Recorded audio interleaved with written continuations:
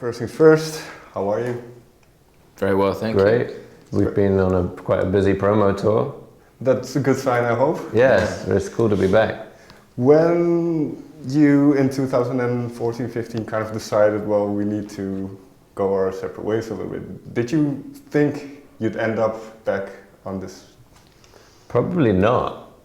It was kind of it was like a hiatus in the true sense of the word. We left it open. I don't think any of us thought it would happen again, and we didn't have any plans to, but we were still friends. It could have happened. We didn't take the option away, but we just didn't have any plans to do it, really. Sure. I don't think anyone thought it would happen as quickly as it did, certainly. And in hindsight now, kind of having that bit of separation, how important was it that you got that little break from? I think it was just completely necessary. It's the reason why we can come back now and still feel, refreshed and positive. And I think if bands don't stop, then sometimes you can see it in their eyes that they are just tired, and not in a normal sense of tired, but just really like over what they're doing. And so it's good to step away and realize how lucky you were and how exciting those things should be. But I can imagine, because I do see a lot of exhaustion in musicians that I talk to, but one thing, and I think this is what you did, when everything was going perfectly, you kind of went, well, let's try something else. So is that a difficult kind of thought process to go through?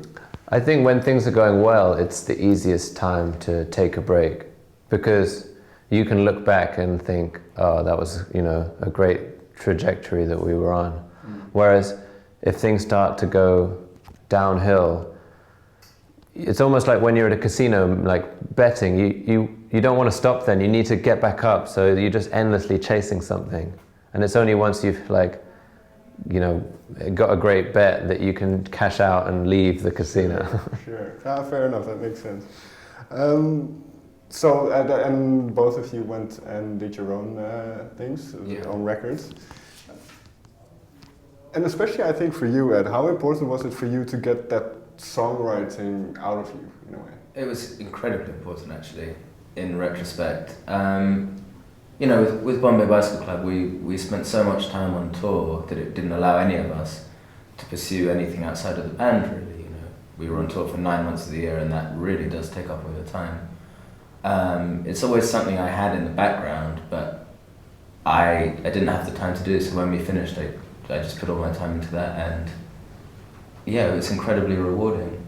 But on top of that, I enjoyed doing that, but it also showed me how important Bombay Bicycle Club was to me, and some of those things I took for granted, like working with other people, playing music with other people. It was important for both of those reasons. Sure, and Jack, you obviously did Mr. Jukes, but you had already been writing quite a lot. I don't know if you had not in the same way, no. But did you have a similar thing where you kind of missed having people around you? When I was doing Mr. Jukes? Or did you like kind of having that independence in a sense? I think at the beginning the independence was exciting and kind of the reason why I wanted to do Mr. Jukes. Not because of any ego, but because I wanted to make music that didn't have any kind of limitations of having to need the drums, guitars, bass. Like a band has these boundaries. So when you have an idea, you can kind of, if you're by yourself, you can take it in any direction you want. And that's quite sort of, in a creative way, that's really exciting. When then did kind of, in either of you, the thought arise, well, maybe we should feel each other out again and see where everybody is? I think it was because the anniversary of our first album was coming up. It was a 10-year anniversary, which made us think, oh, well, maybe we should celebrate that in some way, which probably meant playing some shows just to commemorate it. And then I think we all agreed that if we had only come back to play a kind of nostalgic show, we would feel like we were a heritage band from the 80s or something. It didn't feel right, because we were still 28, 29. So if we were going to come back, we felt like it was important to write some new music. Sure.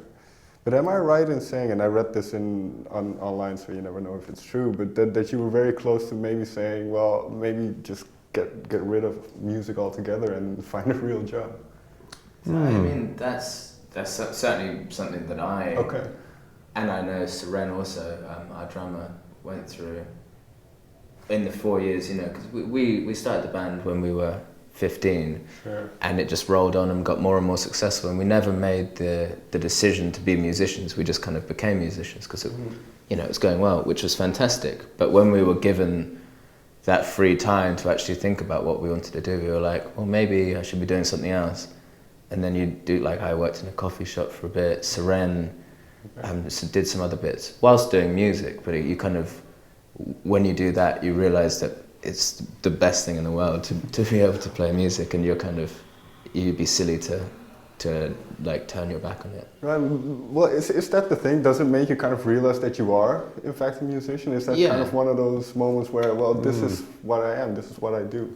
Yeah, I think it's the first time where you make a concerted decision to do music, and it's not just there for you. It's not rolling along. Like, you decide, that's how you want to spend your time.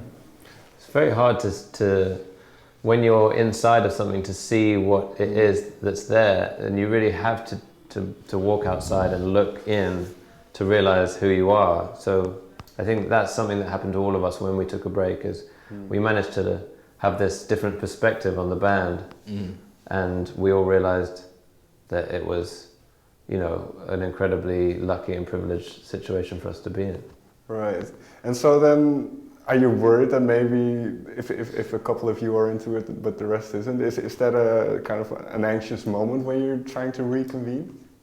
I think the timing was difficult, because some of us were like ready to go, and then Jamie was still studying at university, which is fair enough. Like, he had to finish his degree, so we kind of we worked it out in the end. Okay, so it did work. Yeah, that's good. I can honestly say that if one of us hadn't been into it, it wouldn't be happening. So that was something that was said, and something we would stick to. So everyone's up for it. Okay. And I think that will remain, you know, if one person doesn't want to do it. Well, very quickly then, why is that so important? Because these days, well, you have very few bands that have 4 continuous members. Sure. So why is this kind of this bond important? I mean, it might just be because of the situation when we started. We were just like best friends at school, and it's always been that first, and then kind of the band is just, I don't know, it's on top of that. And for me to be on stage and look and see a stranger or someone else, it wouldn't be worth, you know, the success or anything else. I would just find something else to do, I think. Yeah, fair enough. Jack, am I right in saying that you considered yourself a musician quite early on, in a sense? I think so, yeah. I mean, I've always, even before the band, I was like printing my own CDs and making albums and like giving them to my friends at school and stuff. So because one thing, and I read this in the bio as well, is or maybe not the bio, but what did songwriting allow you to do, in a sense? Well, I've never been very good at the English vocabulary, like expressing my thoughts to people. I've always kind of been quite quiet in that sense, because I don't have that confidence of being a natural conversationalist. So I think everyone has like the natural need to get their feelings out and their emotions out. So for me, I just did it by writing songs. And at the beginning, they didn't even have any words. It was kind of more about just the chords and the melody, and that's how you'd express all these quite abstract thoughts in your head. Okay, because I did read that talking about this new record, that you talked about misinterpretation and kind of the idea of communication. Yes. So when did that, as a theme, as you were kind of come up? It just kind of happened in the songwriting process of this album, which I think is interesting, because I've never really written music that's about like my feelings with the world in general. It's usually like with most of our other records, it's quite a simple boy and girl relationship, like two people. And so maybe it's maybe it's just getting old. You start to like be a bit more philosophical about your place in the world, and so I found myself just writing like that. And you never sit down before a song and like think about what you're gonna talk about, but I think it just happened naturally. And then this time around, you had Ed, who was also contributing to the writing process. So how did that, and for you, was this also an important thing to do after you've gone through that whole solo record? And it wasn't important. I didn't want to impose myself on the band. I think it's a worry when you have, the bass player or the drummer or the person who wasn't writing the songs, all of a sudden is trying to force themselves on it. So hopefully I didn't do that. I showed the songs to Jamie, our guitarist, and I think he thought they fit in with the other songs on the album, which is why they were used. But I mean, over the last 4 years, that's what I've spent my time doing, like working on songwriting, working on writing lyrics and melodies. So I mean, I'm more able to do that than before, and I'm writing music all the time. So it's good, and I really enjoyed contributing for this. But I wasn't trying to, I wasn't that guy who was you trying didn't to push. go. I want at least 2 songs on. I have to have 2 songs on the record. No, it kind of hopefully it worked out like that. And I continue to write music and do it myself. If it works out like this again, it'd be good. If it doesn't, it's also good. This is going to be. I like asking this question, even though it's very vague. But what makes a good song to the both of you? I guess for me, and because it's so subjective, all a good song is like I kind of talked about earlier, is if the music, and it's never really the words for me, it's always the music. If I recognize my abstract feelings in it, then for me that's a song I'll listen to for the rest of my life. Right. Because I do find that music is such a better way of describing these very, very complex abstract emotions that humans feel. So when you hear it, you're like, that's what I'm feeling, and I've never heard it expressed so well. In that sense, can I assume then that you generally start with the music and the melodies rather than... the lyrics are usually the day before we record them, like in the studio. Oh, that's interesting. Okay, so then, let's dive into the title track first, because I think that's kind of the... Even though I think I read that it was written quite late in the... to me, it feels very much like a key song on the album. So that's sonically then. Let's go to what led up to kind of that building. I don't know what the right word is for it, but like the outro. That was something that came from us playing live. I think. That's that kind of went right round to the beginning. Okay. When we did our first album, I Had the Blues. Jack would bring ideas to us, and we would sit and work them out in the room, and try different arrangements, try different patterns. And with this one, the first half of the song was all there, written, but it was, it's like 2 minutes. So we needed to work on that, and we got in a room and started playing it, and that's what came out. Yeah. For the first time in a long time, actually. Okay. Yeah, because usually we used to do lots of stuff just on the computer, and it's nice to, now we have a space in London where we can actually get together, and I think you come up with interesting ideas when you're all together in the room. So. And then, that's kind of that rising towards a certain release. I don't know if that's the right way of describing it.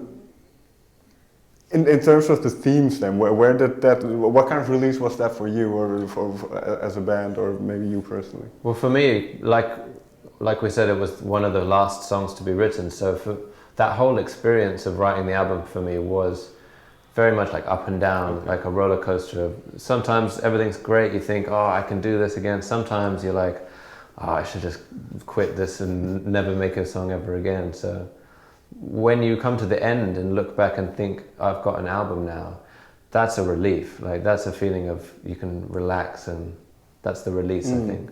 But you mentioned an interesting point, which is, I suppose if you're gone for a while, there can be a couple of words. I'm not saying there have to be, but there can be a couple of words like, "Can we still do this? Are people still interested?" That kind of. So did you have those thoughts? I think if you ever meet a creative person that doesn't have those, then he's lying or she's lying to you. Like, I think it's common throughout all creativity for me. I think so. Absolutely, yeah. And I mean, with the band in general, outside of creativity, we're like, are people still going to care about us? Are they going to come to the shows? Thankfully they are, but... Was there a moment then in the album process where kind of things flipped a little bit, where you think, oh, okay, now this is a good song, we now are in a good role? For sure. I think that point was the last song on the record, Racing Stripes. Okay. When that was written, we went from having, 3 or 4 songs that's the start of an album to you kind of the flip happens and you have most of a good album there. Yeah. And then after that, it's just kind of making it better and better, finishing it.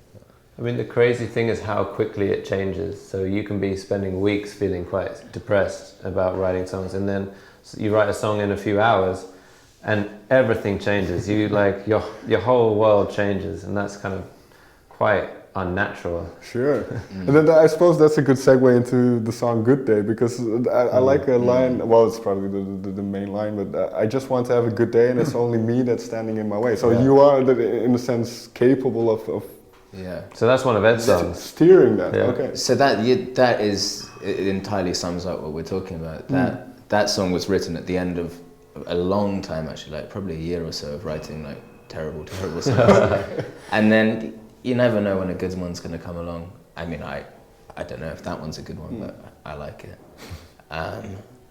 And it's, the idea of the song is kind of just worrying about stuff, worrying about writing music, if it's any good, worrying if you should get a job, worrying about all of these things, and then at the end of the day, if you stop worrying, it's probably the best way of getting around all those things. Right, and then these days, I mean, there's so much information, I suppose, that we kind of tend to worry about things that don't really matter. And one of those things is expressed in "Do You Feel Loved?" Yes, it's kind of that.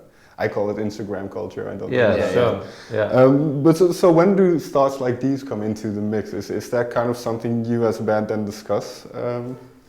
I don't think we discuss lyrics that often. Okay. We can edit them together, but the general themes is usually just me thinking about what's in my head that day. And I think we're all pretty guilty of, scrolling on Instagram and thinking when we post something as a band, like, do we feel loved? Like, do people love it? Like, you're always refreshing, checking for comments, and But again, then getting back to that kind of being an artist, that I suppose, or being somebody who's creative, I suppose that's part of what because you have to kind of put yourself out there for people to be judged. Sure. Yeah. So is that a weird thing to kind of have to go through, especially I suppose when you're not particularly that person that likes that adulation? Or I think it's a lot easier when you're in a band, I find. I think the support of sharing that, burden with 4 other people, when you see something that is quite hurtful, you know that you're not taking it all yourself. Sure. Yeah. I think for lots of solo artists it's more difficult because you feel like everything's your fault. And kind of the way it works is if you get one, you can get 100 nice comments, but if you get one, that's going to linger. There are some that still sting. I'm not going to ask you. I was thinking about it, but bad memories. I do want to get back to everything else has gone wrong very quickly, because kind of that repeated phrase at the end, I found my peace again, I found my second wind. Yeah. When as a band you feel, I'm interpreting as a band thing, sure. But when did you feel like as a band you had your second wind and you kind of felt, okay, now we're actually Bombay Bicycle Club again? I mean, maybe during that lyric was written when we were recording the album in America with a producer. So I think maybe during those 3 weeks, we started to feel like, oh, we're doing this again. Even just the simple fact that we were hanging out every day again. You know, we had an Airbnb and we were just spending lots of time together. And it kind of felt like, oh, we're back together. And so that's probably why those lyrics are like that. Earlier on you mentioned kind of having that separation to kind of reflect on the band. And what did you learn about each other or discover about each other in that period? And kind of like you say, now again, spending time again together. I think everyone's just more confident and a bit more mature. So when we took a break, everyone kind of joined the real world again, which makes you grow up a bit faster, because when you're in a band, it's easy to just remain as a child, basically. Like, it's not really real life. So that's what I noticed about everyone is, yeah, just a little bit more kind of experience and maturity. In a way, I don't know if this is a good description, but is it kind of like stepping out of a bubble or a haze or something like that? It's totally like stepping out of a bubble. And it's, for better or worse, it becomes your identity being in the band, especially if you spend all your time doing that. So you leave the band and all of a sudden that part of your identity isn't there anymore, and you have to kind of work out who you are yourself. I think that's another thing I saw in everyone else. You realise that everyone is so capable of doing all these incredible things outside of the band, you know, and it's even better for the band coming back together. But like everyone became like a real person, as Jack said. And like you said, that then I suppose gives you confidence in a way. Yeah. Therefore we can function totally. In this other way as well. Yeah.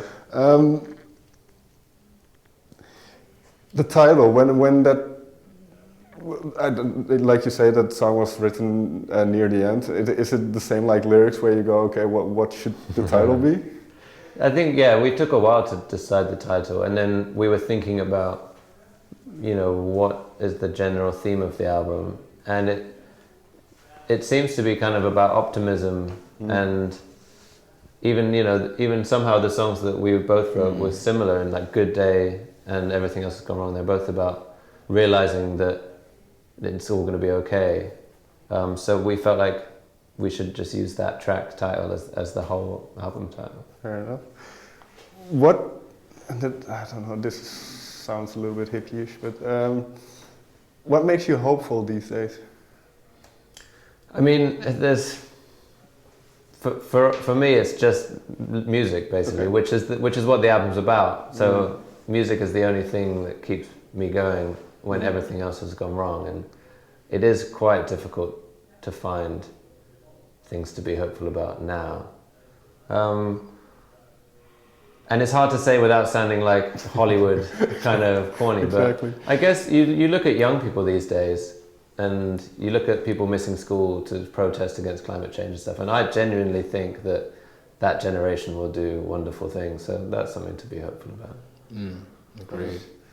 And then one last thought or question then, what do you hope will happen to the album?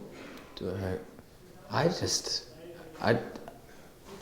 have, with the last one, you know, it went to #1 and we played all these big shows, and having seen all that, which was amazing, the thing that I enjoyed the most was travelling around and meeting people and playing shows.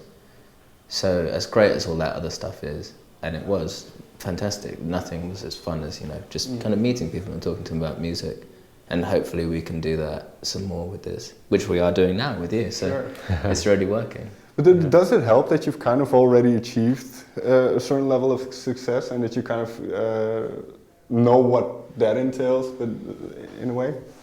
It's got positives and negatives, I think. You can feel a bit more relaxed about things, but also I think a little bit of hunger is good for a band. So you still need to make sure that you're striving for something great and not just being like, oh, well, we've done it, so we can just, you know, you have to still be seeking something, I think.